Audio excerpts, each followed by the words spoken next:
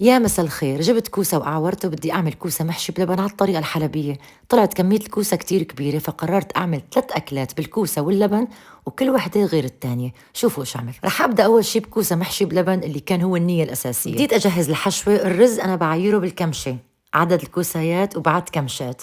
بجوز تستغربوا، بحس هي أأمن طريقة لحتى ما يزيد عندي حشوة. ضفت للرز طبعا اللحمة إذا مدهني أطيب بكتير مع ملح وبهار حلبي أو فلفل أسود وشوية مي. وأنا عم بحرك الحشوة حسيت ميتها شوي قليلة، غلطت وقلت له لجوزي أعطيني شوية مي الله يخليك. صار هو اللي طبخ المحشي وهو اللي ساوى وبسببه صار طيب. الله يعطيه العافية. شوفوا شلون ما زاد ولا رزيتي، بحب لهالطريقة.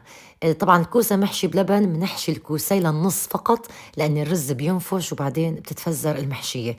صفيته بالطنجرة وحطيت فوقه التقلة وبعدين فوقه مي مع ملح وفلفل أسود، وبتركه على النار لحتى يغلي. وبعد ما يغلي بوطي عليه النار نص ساعة أو 3/4 ساعة بالكتير وبكون استوى. وبعدين قررت أعمل شيخ المحشي بالطريقتين، الحلبية والشامية.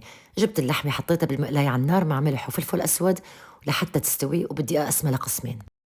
طبعا الطريقة الشامية أغلبهم بيقلوا أول شي شوية بصلة بعدين بحطوا اللحمة. أنا هاي الخطوة استغنيت عنها، ما بحب البصل مع اللحمة بشيخ المحشي.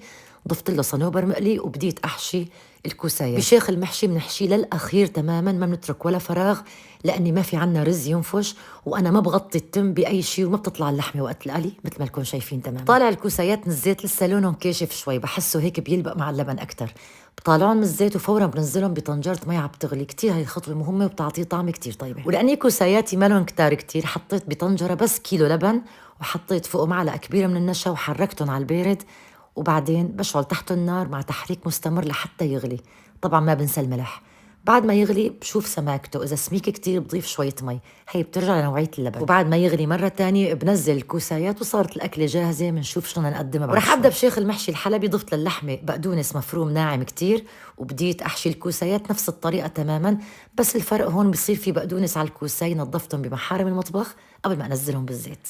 بشيخ المحشي الحلبي بترك الكوسايات يصير لونهم أغمق شوي، وبعدين بطالعهم من الزيت بصفهم بطنجرة مباشرة، بحط فوقهم تقلي وبعدين بصب فوقهم مي مغلية مع ملح وفلفل أسود، وبتركن على النار على نار واطية طبعا تقريبا ربع ساعة فقط. هذا الفرق بين شيخ المحشي الحلبي والشامي. الشامي بيغلي شوي باللبن، أما الحلبي بالمي، وبيتاكل جنبه لبن مع توم وملح. وبديت أجهز كوساياتي المشكلة كل واحد بصحنه، وطبقت محشياتي، الكوسة محشي بلبن بقصد وشيخ المحشي الحلبي، وطبخت جنبهم رز بشعرية، وبديت أسكب شيخ المحشي الشامي. يعني أنا حلبية وبحكي ضميري. شيخ المحشي الشامي طريقة تقديمه كتير أشياك وكتير أحلى، ورشيت عليها البقدونس وهالصنوبرات. أما بالنسبة للطعمة فاتنيناتهم طيبين جدا، إن كان الشيخ المحشي الحلبي ولا شيخ المحشي الشامي، أو إذا في محافظات تانية بتعمله بهالطريقة. اثنيناتهم طيبين طيبة لذيذين لذاذة غير شكل. وجهزت زبدية اللبن مع الثوم والملح مشان كوسة محشي بلبن وشيخ المحشي الحلبي. وإن شاء الله تكون عجبتكم الطرق، وصحة وألف هنا يا رب.